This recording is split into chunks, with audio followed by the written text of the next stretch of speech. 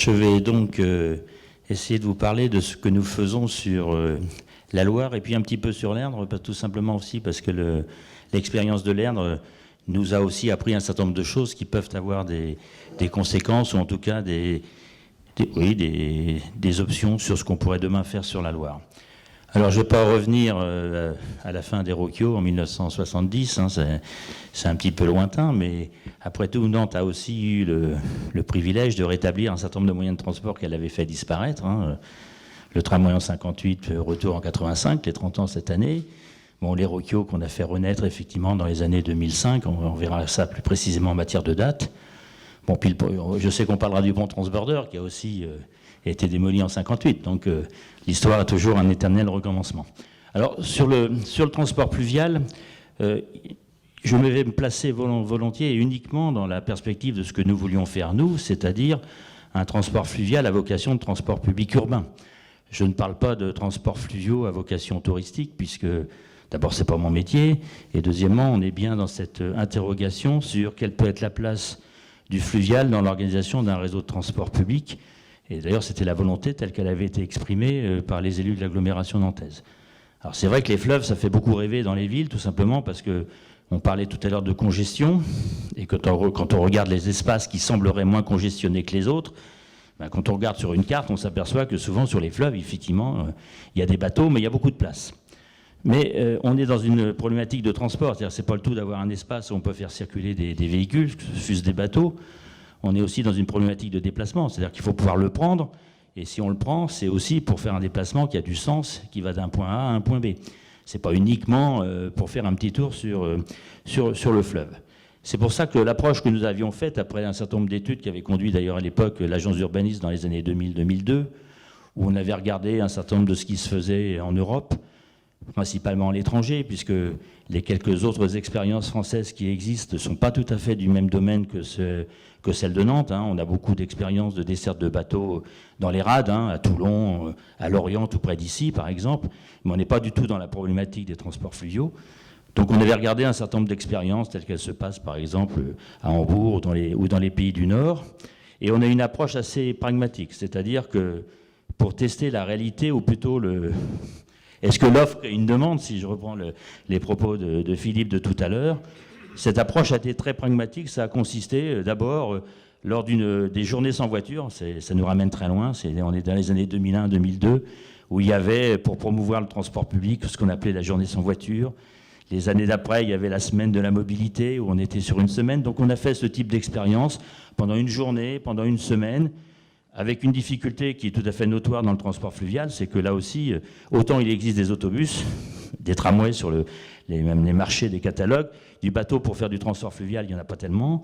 Et pour mener ces expériences, je sais qu'on s'était adressé à un professionnel, hein, Finismer pour ne pas le nommer, puisque ce n'est pas le métier de la Sémitane, et que la principale difficulté qu'on avait toujours rencontrée, c'était de trouver un bateau qui puisse nous permettre de faire cette expérience. Une expérience d'autant plus compliquée, c'est ce que j'évoquais tout à l'heure, c'est que le déplacement, il n'a du sens que si on arrive effectivement au bord de la rivière pour la traverser. Et vous n'ignorez pas ici, bien entendu, que la Loire, c'est un fleuve un peu particulier, puisqu'il a notamment un marnage très important, et qui arrive parfois à faire 7 mètres. Hein, donc, pour accéder à un bateau, quand il y a un marnage de 7 mètres, on a effectivement un certain nombre de difficultés. Et donc, cette expérience, elle a commencé tout doucement par une journée de traversée, qui avait des résultats plutôt assez sympas. La semaine, ça s'est plutôt bien passé. Et le tout s'est un petit peu accéléré, tout simplement parce qu'on est arrivé dans les années 2002-2003 avec une problématique qui était, on attaquait les travaux du Busway. Donc si vous vous souvenez, ça veut dire qu'on allait un petit attaquer la deuxième ligne de pont, comme on dit ici. Et je me souviens qu'à l'époque, notre président nous avait dit, ça serait bien que pendant ces travaux, vous ouvriez une alternative en faisant une ligne continue qui ne s'arrête pas aux expériences de la semaine, mais qui fonctionne pendant toute l'année, simplement parce que les premières expériences étaient positives. Et donc en juin 2005, on a lancé effectivement la première ligne qui faisait Trentemoux-Gare Maritime, qui avait un certain nombre d'avantages par rapport à ce que j'évoquais, c'est que côté Gare Maritime, il existait un ponton, donc il n'y a pas besoin de création de ponton, c'est une condition importante. Et puis de l'autre côté, nous avons réutilisé un ponton qui avait servi pour le cinéma, donc qui n'était pas forcément extrêmement solide, mais jusqu'à présent il tient toujours. Donc J'en parle parce qu'il faudra le vérifier cette année. Donc c'est ce ponton qui était du côté de Trentemoux et mis en place un service avec un bateau qu'on avait été recherché en Méditerranée et qui a commencé son service. Alors le problème, c'est qu'avec un bateau, même si on fait que traverser la Loire, la traversée n'est pas très longue, hein, ça fait 6-7 minutes, mais quand on fait les calculs avec les temps d'appontage, de montée-descente des voyageurs, avec un bateau, on arrive à faire un service que toutes les 20 minutes. Et tout à l'heure, on évoquait effectivement ce problème d'offre et la demande. Moi, j'évoque le fait qu'on est dans un service urbain, et un service urbain à 20 minutes, on est tout juste dans ce qu'on peut considérer comme un début de service urbain. Nos critères habituels, c'est plutôt de faire du quart d'heure, voire faire du 10 minutes en heure de pointe. On ne peut pas faire ça avec un bateau, même quand il fait une toute petite traversée. Et donc, ce service ayant plutôt bien réussi, puisque la première année, on a quand même fait pratiquement 200 000 voyageurs avec un seul bateau, donc c'était plutôt un résultat assez positif, parce que je pense que ce service, c'est ce qu'évoquait tout à l'heure Éric dans son propos, d'une part, il permettait de remplir des liaisons qui n'existaient pas sur le réseau de transport public ou sur la voirie. Deuxièmement, il arrivait à un moment où il y avait des contraintes sur la traversée de la Loire, sur la deuxième ligne de pont, et donc les répercussions sur la première ligne de pont. Et puis ce service, il a l'énorme avantage aussi d'être extrêmement bien connecté au réseau de transport public, puisque cette liaison, ce n'est qu'un tout petit bout de liaison, et quand on arrive à Gare Maritime, on est effectivement quasiment sur la ligne 1 de tramway, et donc on a une coordination avec le réseau qui fonctionne plutôt bien. C'est un peu d'ailleurs les raisons du succès de cette navette, succès auquel on peut ajouter un autre aspect qui pour nous est assez important, c'est que, ça revient à ce qu'on évoquait tout à l'heure sur les motifs de déplacement, cette navette, elle a à la fois des fonctions domicile-travail, domicile-école, parce que finalement, elle fonctionne dans la journée pour ce type de déplacement. Mais on est aussi, côté Trentemoux, sur un secteur plutôt assez sympa et assez touristique. Et du coup, on a aussi des services du samedi et du dimanche qui sont plutôt bien utilisés. Et donc, le résultat de cette navette, c'est que ça répond à peu près à toute la gamme des motifs de déplacement urbain tels qu'on peut les imaginer. Ce qui a donc expliqué ce premier succès qui nous a effectivement encouragés, d'abord à faire construire, ou plutôt notre affrété, a construit un véritable bateau, puisque pendant la première année, on a fonctionné avec un bateau si je dis de récupération, ça serait péjoratif, mais un bateau qui n'était pas adapté tout à fait à ce service-là. Et donc, on s'est lancé. Les gens de Finismer vont en vouloir si je dis un bateau de récupération. Mais il n'était pas tout à fait fait pour ce type de service. Voilà, disons-le comme ça, c'est plus aimable et plus vrai. Et donc, en fait, on s'est lancé, ou ils se sont lancés dans la réalisation d'un véritable bateau fait pour cette liaison.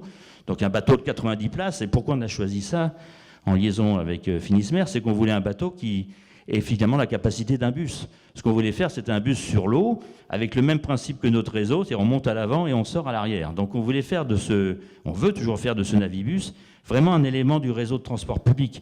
Et donc, c'est pour ça qu'il fait 90 places, qu'on monte à l'avant, qu'on descend à l'arrière, et qu'on voyage exactement comme on voyagerait sur un des autobus. Ensuite, ce bateau, la suite du succès, c'est effectivement le fait qu'on en a augmenté la fréquence, ce que j'évoquais tout à l'heure, pour passer d'un service qui était à 20 minutes à un service qui maintenant ressemble à un vrai service urbain, c'est-à-dire qu'aux heures de pointe, on fonctionne toutes les 10 minutes, et aux heures creuses, toutes les 20 minutes. Il y a beaucoup de lignes de bus à la Sémitane qui n'ont pas cette fréquence de 10 minutes aux heures de pointe. Donc on est bien dans la vocation d'un service urbain. Donc voilà, aujourd'hui, c'est ce service qui s'est développé, puisqu'on fait en même temps des services de soirée. Pendant l'été, on fait des services jusqu'à minuit, parce que là aussi, on est dans la vraie problématique du réseau de transport public. Donc on doit aussi offrir des alternatives pour d'autres motifs que le domicile-travail, qui transporte à peu près 20 000 vélos par an. Donc là aussi, qui correspond bien, on le voit bien, à un maillon de déplacement. Tout le monde n'est pas obligé de prendre le tramway quand il arrive à la gare maritime. Donc là aussi, c'est un vrai élément de la chaîne de déplacement. Et donc l'année dernière, en 2014, nous avons dépassé les 520 000 passagers sur ce service. Donc en l'espace de 2006 à 2014, on est passé de 200 000 à peu près à 520 000 passagers. Donc on voit bien qu'il y a une vraie réponse. Alors 520 000 passagers, sans reprendre les propos d'Éric, ça fait évidemment, par rapport aux 130 millions de voyages que transporte la Sémitane tous les ans, c'est peut-être une goutte d'eau, mais 500 000 ou 520 000 passagers, c'est une ligne de bus du niveau moyen du réseau de l'agglomération nantaise. Hein. si vous connaissez le réseau, ça ressemble à une ligne comme la 29 qui dessert Saint-Sébastien. Donc c'est pas une petite ligne dans notre réseau. C'est pas les lignes du réseau armature, c'est pas les lignes chronobus, mais c'est la catégorie juste après. Donc c'est bien un service urbain. Donc cette expérience qui se poursuit donc maintenant depuis 2005-2006, avec maintenant 2 bateaux qui sont dédiés à ce service, c'est devenu maintenant un des maillons indispensables de notre réseau. J'allais dire, on n'imaginerait pas aujourd'hui, puisqu'on se pose souvent la question, quel est le maillon qu'il faudrait supprimer si on doit faire des économies. Donc je vais faire hurler, on va prendre le problème à l'envers. Aujourd'hui, on n'imaginerait pas de supprimer ce maillon. Bon. Petit retour sur l'Erdre, puisqu'on a évoqué cette question tout à l'heure. Sur l'Erdre, on a fait 2 expériences.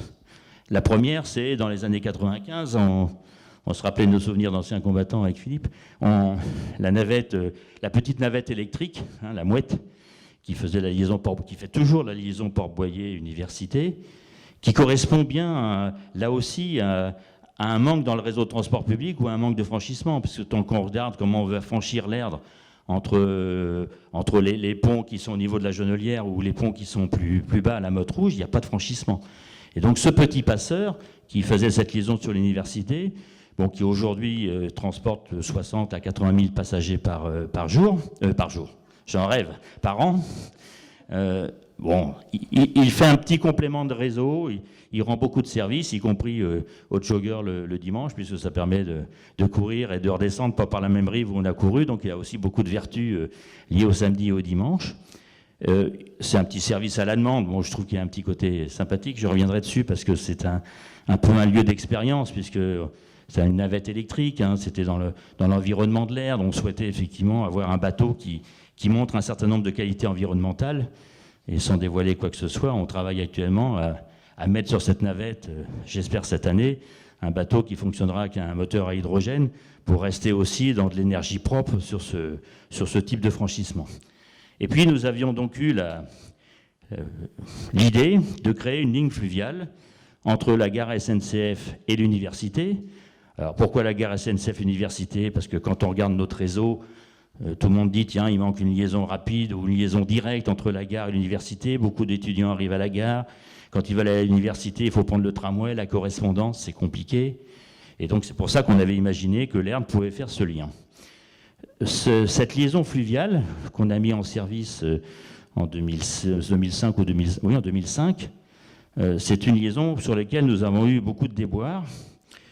Le premier, c'est qu'on n'a jamais atteint la dimension d'un service urbain.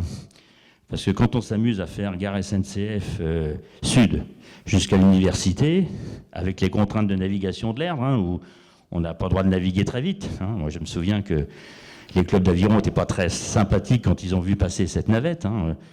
Il y a même des articles dans la presse qui racontaient à l'époque que notre bateau au milieu de l'Erdre, ça ressemblait au tramway qui traverserait la pelouse de la Bougeoire. Vous voyez, c'était un peu méchant comme comparaison.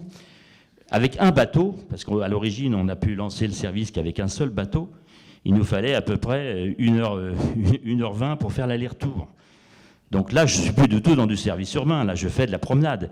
Et qu'est-ce qui s'est passé? Eh ben, nous avons eu des promeneurs, c'est-à-dire des gens qui, finalement, au lieu de prendre les bateaux de l'Erdre, finalement, trouvaient qu'avec un ticket de bus vers Gare Sud Jonelière, c'était bien plus sympa que de payer le tarif X fois plus important, même si on ne servait pas à bord, hein, ça c'est la différence. Et donc, du coup, on n'a jamais construit un service urbain sur cette liaison. Et donc, on peut dire qu'on n'a jamais pu expérimenter en vraie grandeur ce qu'aurait été une liaison fluviale sur ce fleuve, avec, comme l'évoquait tout à l'heure Eric aussi, le fait qu'il y avait une concurrence très directe. C'est quand même, entre la gare et l'université, c'est vrai qu'aujourd'hui, même avec une correspondance sur un réseau de tramway à 3 minutes, on peut s'aligner tous les matins, ça ira plus vite sur le réseau de tram que sur la navette fluviale. Et donc cet échec, entre guillemets, parce qu'on a arrêté le service en 2009, faute de combattants, parce qu'on reviendra sur les coûts. Un service fluvial, c'est sympa, mais ça a aussi des coûts. Hein, tout a un coût. Finalement, on n'a jamais trouvé sa clientèle, mais est-ce qu'on n'a pas été aussi au bout de la démarche? Bon, il lui fallut 3 ou 4 bateaux pour pouvoir lancer une liaison sur l'Erdre qui ressemble à une liaison urbaine au quart d'heure. Or, comme c'est des bateaux qui avaient été assez sophistiqués, le bateau qu'on avait fabriqué, en plus, on ne s'était quand même pas facilité la vie. On avait fait un hybride électrique parce qu'on traversait le tunnel, donc on pouvait traverser le tunnel sans émettre de gaz. Donc on s'est quand même mis beaucoup de boulets au pied pour rater cette expérience. Et donc on a raté cette expérience. Il ne faut pas regretter les expériences ratées, parce qu'on apprend aussi des expériences ratées. Il y avait une autre difficulté quand même qu'il faut relever, c'est que un des problèmes du fluvial, c'est aussi les temps d'accostage et de accoster et repartir. C'est-à-dire, quand on a une liaison directe quand on traverse, finalement, le temps aux escales, si j'ose dire, il est quasiment neutralisé, puisque c'est le temps où je monte dans le bateau, et après je m'en vais. Si on imagine qu'on fait des stations intermédiaires, eh bien, le passager qui veut aller, lui, à l'autre bout de la ligne, il va avoir à chaque fois le temps d'accostage et de repartir. Et sur l'Erdre, où nous avions construit un certain nombre de stations, au pont de la Motte Rouge, enfin, il y avait toute une série de stations, même si on avait essayé de rendre ces accostages assez faciles, ça compliquait encore le temps de parcours. Et donc, on était dans une situation où on n'arrivait pas à faire du service urbain de qualité. C'est d'ailleurs pour moi une des grosses difficultés pour faire des services urbains fluviaux qui puissent avoir un certain nombre de stations en ligne si on ne veut pas être pénalisé par ces temps d'arrêt. Parce que si les gens passent 2 minutes à chaque arrêt, ils vont trouver que le trajet, qui est déjà sympathique peut-être, mais va s'allonger encore. Donc c'est une des difficultés qui était apparue sur l'Erdre. Et donc la conclusion de tout ça, c'est que pour faire un vrai service urbain avec des bateaux, il faut pouvoir atteindre les fréquences qu'on a sur des lignes de bus, ce qui veut dire que très très vite, on atteint des demandes en matière de matériel extrêmement importants. Et donc je vais tomber sur le problème des coûts. Alors sur le problème des coûts, parce que on est à 500 000 passagers. Combien ça coûte aujourd'hui ? Aujourd'hui, ça coûte à peu près, ça coûte en gros à peu près 1,3 million tout mouillé pour les 520 000 passagers que j'évoquais tout à l'heure. Qu'est-ce qui fait que ce coût est aujourd'hui en moyenne plus élevé que le coût d'une ligne de bus ? C'est qu'on est en régime maritime. Et en régime maritime, avec un bateau de 90 places, on est obligé d'avoir 2 personnes à bord. On a un capitaine et un matelot, oui, ça doit s'appeler comme ça. Donc il y a 2 personnes à bord.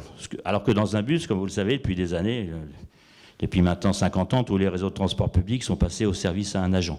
Donc il y a déjà un coût de fonctionnement qui est plus élevé qu'un coût de fonctionnement d'un réseau d'autobus. Et puis un bateau, ça coûte quand même un peu plus cher qu'un autobus. Je crois que les bateaux qui fonctionnent sur la Loire actuellement sont aux alentours d'1 million, 1,2 million. C'est à peu près le coût de ces bateaux-là. Un bus, ça vaut 250 000 € si je veux faire la proportion. Donc un bateau, ça coûte 5 bus et il faut 2 personnes à bord pour le faire fonctionner.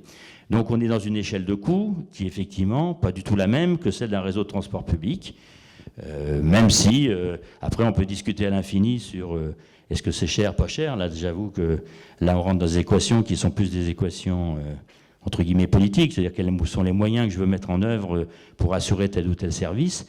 Mais on voit bien qu'il y a aussi une dimension économique qui n'est pas exactement la même que celle d'un réseau de transport public. Sur route, s'entend. Alors c'est comme ça l'équation.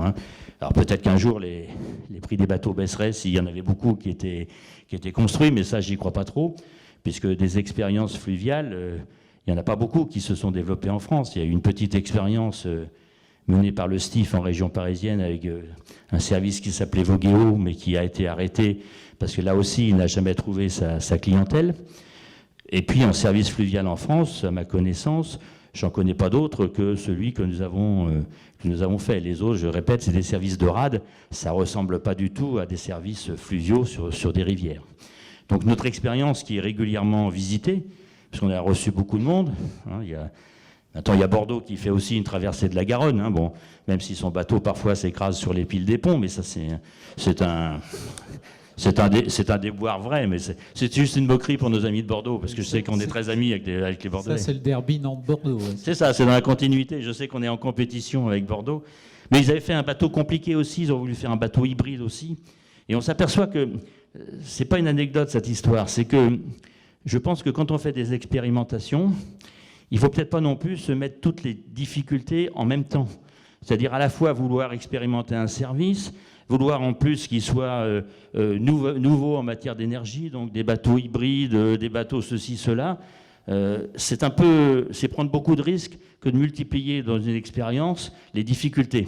Et c'est peut-être aussi la leçon qu'on devrait tirer de l'air dans ce qui me concerne, c'est que de mettre trop de contraintes à une expérience, ça rend l'expérience souvent un peu plus difficile à réussir que quand on a déjà les simples contraintes de mettre en place quelque chose de nouveau. Bon, donc sur la Loire, on a un truc bien plus simple, hein. C'est un bateau classique qui fonctionne avec du bon vieux fioul, donc ça marche très bien. Et d'ailleurs, c'est même plutôt raisonnable parce que la Loire n'est quand même pas un fleuve facile. Il y a du courant, il y a un certain nombre de difficultés, et donc il vaut mieux là aussi ne pas se lancer parce qu'on nous avait dit mais pourquoi pas faire un bateau électrique, solaire, tout ce que vous voulez. Moi je veux bien, mais ne multiplions pas les risques sur des expériences. Donc le bilan qu'on en fait, c'est que nous, les passeurs aujourd'hui à Nantes, services de passeurs, dès qu'ils sont intégrés correctement au réseau, il y a des résultats. Une ligne, ça pose tout de suite la problématique des moyens à mettre en œuvre, parce qu'il faut de la fréquence, il faut du service, et si on n'a pas les services minimums, on n'aura pas de fréquentation, on fera du tourisme. C'est une activité tout à fait honorable, hein. Il y a rien, moi j'ai rien contre le tourisme, mais ce n'est pas l'activité d'un réseau de transport public urbain. Donc, vous nous avez expliqué qu'effectivement le nombre de passagers traversant la Loire a augmenté depuis 2006. Aujourd'hui, quelles sont les perspectives? Est-ce que c'est un service qui va augmenter? Enfin, est-ce qu'il y a une demande en tout cas supplémentaire? Il a cru l'année dernière de plus de 10%, donc ça veut dire qu'il y a encore de la marge de progrès, hein. Il y a la même marge de progrès que sur beaucoup de services de transport public, c'est-à-dire les marges de progrès sont un petit peu en dehors des heures de pointe. Donc, comme je disais tout à l'heure, on a la chance d'avoir un service qui, là, peut se développer sous des aspects plus touristiques, plus d'heures creuses. Et puis, je pense que notre service, il a un autre pôle d'amélioration sensible, c'est-à-dire une question qui est posée depuis un petit moment, c'est côté nord de la Loire, nous arrivons donc sur un espace à Gare Maritime où il y a la liaison avec le tramway et il y a quelques parkings autour. Quand on arrive à Trente-Mous, le service, il n'est pas tout à fait bien relié au réseau. Je disais tout à l'heure, il est bien relié au réseau. Le réseau de transport public, il est un petit peu plus loin. Je sais bien qu'en traversant Trente-Mous, c'est sympa. On arrive très vite à la ligne de bus, mais ce n'est pas exactement ça. Et il n'y a pas de parking permettant, par exemple, d'accueillir une clientèle qui viendrait du Pays de Retz ou de l'ensemble du sud-ouest de l'agglomération. Et donc, il y a un projet dont on a discuté plusieurs fois avec Nantes Métropole, avec la ville de Rezé, hein, qui consiste toujours d'ailleurs, parce que le projet existe toujours, à utiliser le terrain des anciennes sablières, puisqu'il y a des sablières qui ont disparu, pour faire là un vrai espace de connexion de notre ligne de bateau avec l'ensemble de la mobilité. On arriverait de la route de Pornic, on laisserait sa voiture sur un beau parking relais, il y aurait une ligne de bus qui arriverait là, et on pourrait prendre le bateau pour traverser.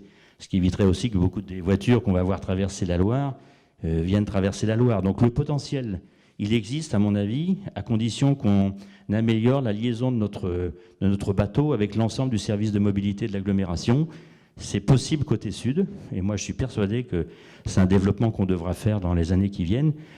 Et ce potentiellement, j'allais dire, on doit pouvoir monter à plus de 700 000 passagers sur cette ligne, sans problème. Il y a une vraie demande. Donc tout à l'heure aussi, vous nous avez indiqué qu'effectivement le transport fluvial avait un coût qui était lié au nombre de personnes, enfin du personnel qui était, voilà, entre autres, qui était présent sur le bateau, de manière à maîtriser peut-être les coûts. Est-ce que il a été imaginé d'avoir des bateaux accueillant une plus grande capacité de passants?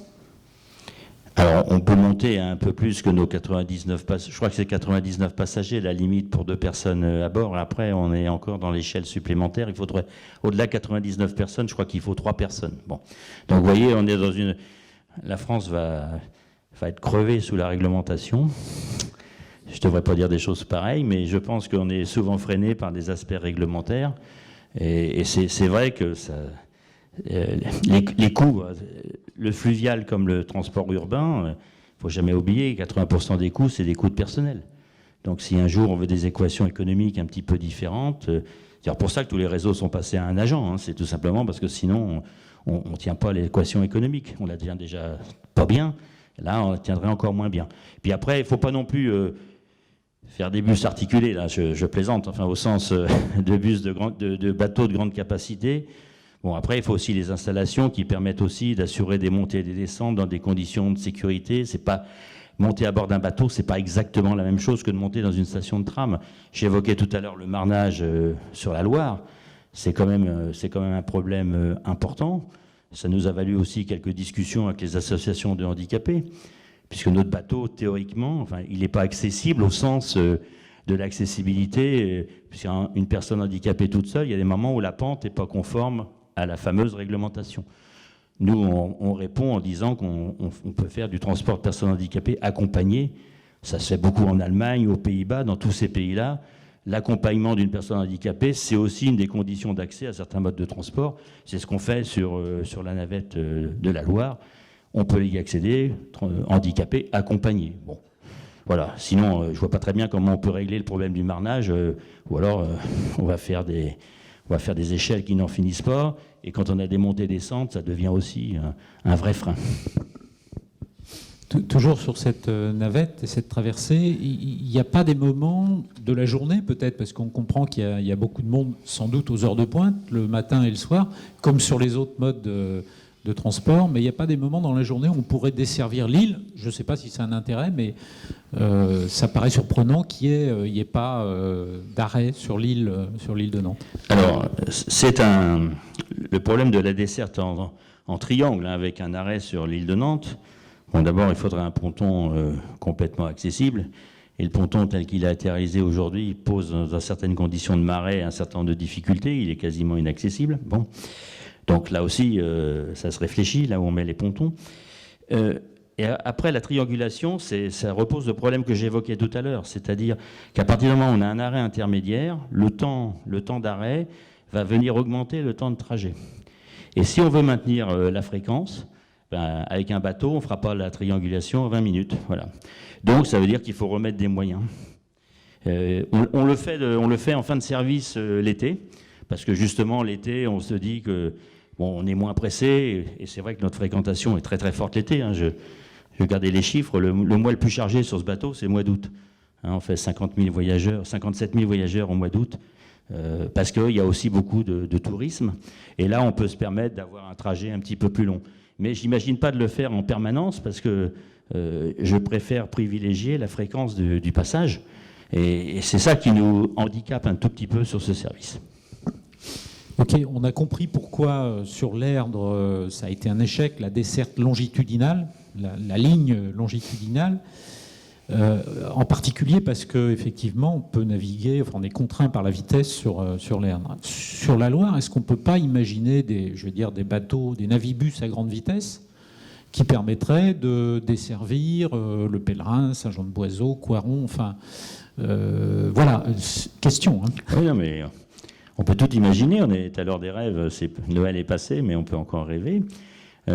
On a fait d'ailleurs pendant nos expériences, on a fait une liaison sur le Pèlerin Nantes. Hein. Et puis il existe des liaisons à grande vitesse. Hein. Vous allez en Australie, à Brisbane, il y a un magnifique service de transport de navettes fluviales avec des bateaux rapides, c'est absolument extraordinaire. Et ça marche du feu de Dieu. Bon. Revenons en Europe et revenons chez nous. Si on veut faire ce type de service, il faut deux conditions, de mon point de vue. La première, c'est qu'il faut que le temps de parcours soit quand même relativement limité. Si on fait le Pèlerin, gare maritime en 1 heure, c'est sympathique, mais c'est pas ce qu'on fera pour aller au boulot. Donc nous, on estime qu'il faut que le trajet ne dépasse pas 30 minutes, 35 minutes. Parce qu'une fois qu'on arrive à gare maritime, pour beaucoup de gens, on n'est même pas encore arrivé à leur destination finale. Et puis deuxième condition, il faut que ce soit un service urbain. Donc pour que ce soit un service urbain, il faut que j'ai au moins un départ, mettons tous les quarts d'heure, si je suis pas mettons 20 minutes pour être extrêmement pas gourmand du tout. Alors vous faites gare maritime Le Pèlerin à 35 minutes, aller-retour 70 minutes, vous voulez faire un service à 20 minutes, il vous faut 4 bateaux. Voilà. L'équation est simple, si vous n'avez pas 4 bateaux, vous ne pourrez pas faire un service à 20 minutes. Et si ce n'est pas un service à 20 minutes, ce n'est pas un service urbain. On refera de la balade de la Loire. Et moi, je veux bien, mais pas tous les jours pour les bosser, quoi. Ok, la réponse est claire. Bon, vous avez aussi répondu à une des questions qu'on se posait, à savoir qu'est-ce qui se passe sur d'autres villes. Donc manifestement, il y a assez peu de villes. En France, oui. En France ou en Europe. Vous avez regardé aussi en Europe s'il y avait en Europe, il y en a dans beaucoup de... Enfin, bon, beaucoup. aux Pays-Bas, dans les pays du Nord, à Hambourg, il y a de magnifiques services fluviaux, etc. Mais quand on regarde le transport public, il faut regarder la tête en l'air vers l'Europe du Nord, on voit des choses sympas. Donc il y a quand même des choses possibles. Ah oui, c'est possible. Alors je ne parle pas de Venise, parce que Venise, c'est autre chose. Hein. C'est une ville qui est sur l'eau. C'est pas tout à fait même si Nantes a été la Venise de l'Ouest, certes. Donc tes Vaporetto, c'est pas encore... Non. Laissons à Venise sa spécificité. Nantes a les siennes. D'accord. On va quand même revenir un petit peu sur Terre.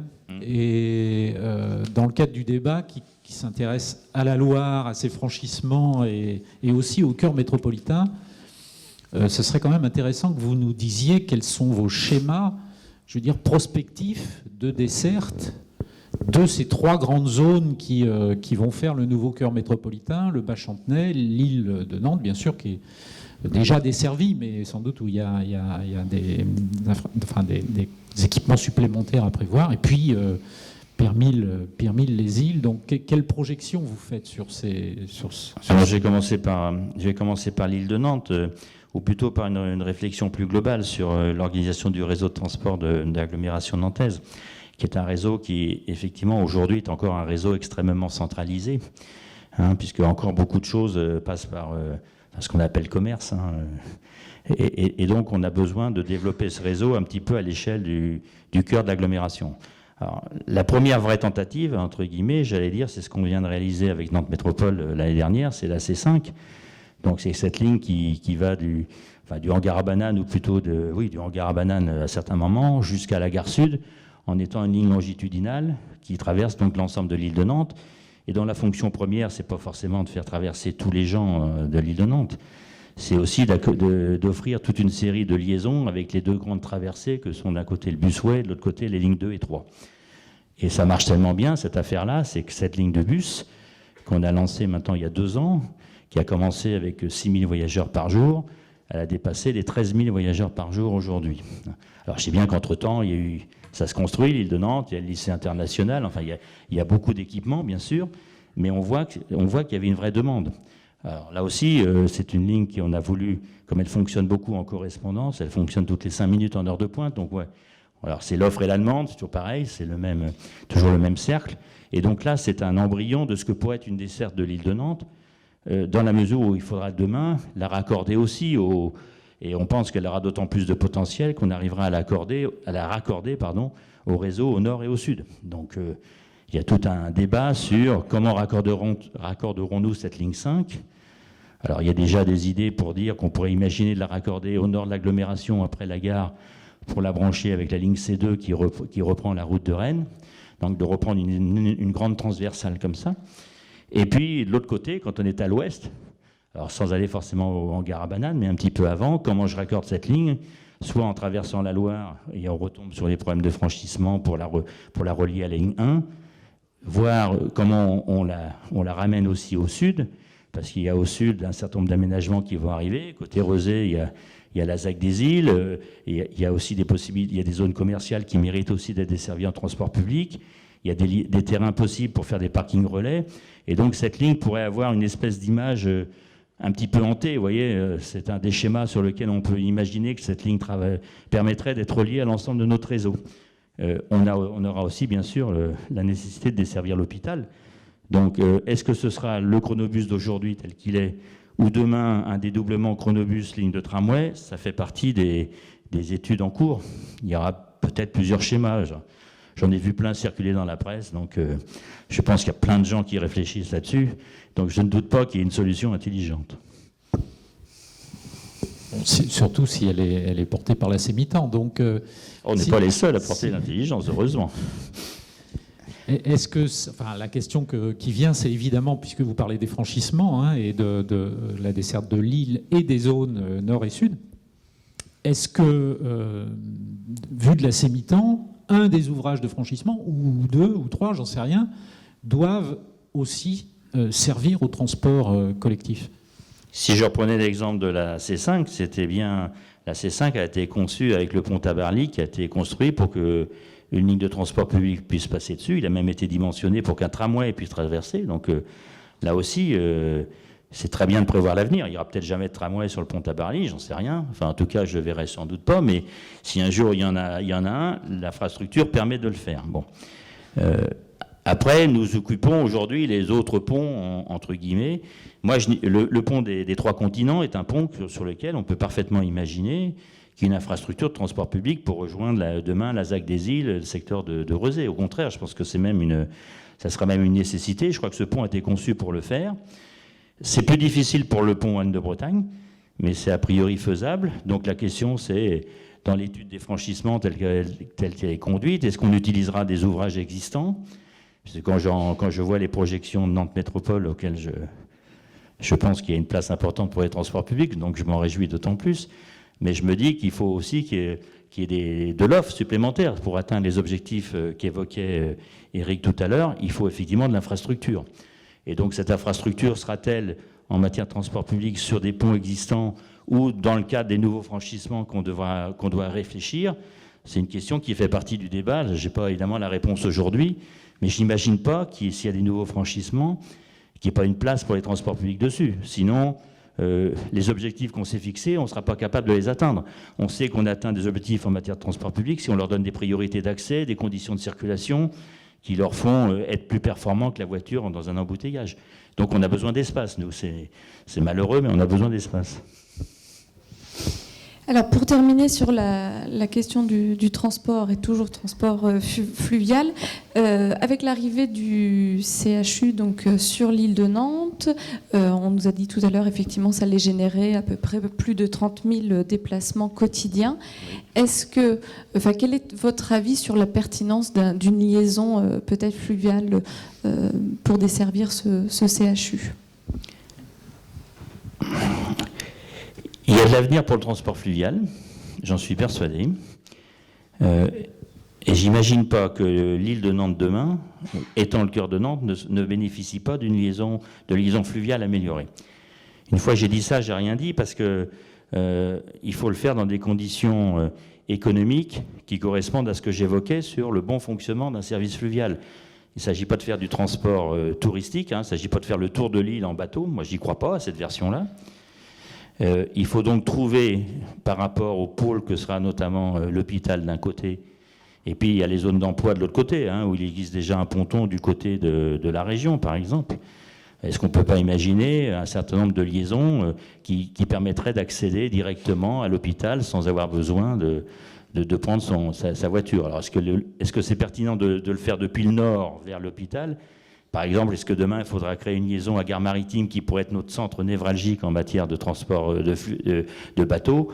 Vous imaginez qu'il y a 3 bateaux, il y en a un qui va au sud à Trenteloup, un qui va à l'hôpital et qui finit à Pirmil, et puis un qui remonte vers l'est de l'agglomération pour aller vers le palais de justice et le palais de région. On peut imaginer un réseau comme ça. Ça a du sens. Ça a du sens, sauf que ça a un coût. Bon. Et donc, dans les arbitrages qu'il faudra rendre, je pense que ça peut être un bon schéma, parce qu'on a de l'espace encore sur ces rivières. On a quelques obstacles. Il faut passer des ponts qui n'ont pas, je pense à passerelle Schulcher, elle n'a pas forcément été faite tout à fait pour que n'importe quel bateau passe dessous, surtout quand les marées sont hautes. Enfin, il y a quelques obstacles physiques, mais ça peut se résoudre. Mais je pense qu'il y a du sens à ce type de liaison. Après, l'opportunité, c'est vraiment la question du coût de ces services-là. Mais ça a du sens. Il y a des potentiels de déplacement. On imagine qu'on sait très bien que tout l'ouest de l'agglomération, quand on arrive à Gare Maritime, il y a un potentiel très important de population à l'ouest de l'agglomération qui est forcément intéressé par des liaisons qui vont demain sur le quartier d'emploi nouveau que sera l'ensemble de l'île de Nantes. Et s'ils font cette traversée plutôt en bateau, plutôt que d'aller jusqu'au centre-ville commerce pour prendre une autre ligne de tramway, je pense qu'on a un intérêt à multiplier nos liaisons. Après, je répète, c'est un problème malheureusement de coût. Et donc, si on rêve, c'est jouable. Si on regarde son porte-monnaie, il faudra peut-être étaler ça dans le temps. En tout cas, la question est posée. Comme l'audition est filmée, mise en vidéo sur le site, je pense que les autorités vont être informées de ce projet et pourront donc préparer les budgets correspondants. C'est comme disait Éric tout à l'heure, c'est que la vision du pauvre technicien que je suis, c'est-à-dire Bien sûr que je rêve du développement des transports publics dans cette agglomération, sinon je ne ferais pas ce métier-là. Et je pense que là, il y a une vraie réponse. En plus, je pense qu'elle correspond assez bien à l'image de Nantes. Enfin bon, ça c'est ma vision personnelle, mais je pense qu'elle correspondrait bien à l'image de Nantes. Et comme on est dans une ville qui cherche à innover en matière de transport, c'est d'ailleurs même un de ses ADN, hein, le tramway, le busway, le chronobus, tout ça, c'est des inventions un peu nantaises qui sont copiées. Eh bien, un service fluvial dans une ville comme Nantes, qui est une ville d'eau quand même, ça a aussi du sens. Bon, après, je dis, on est rattrapé par l'économie. Et après, il faut faire des choix. Et c'est pas moi qui fais les choix.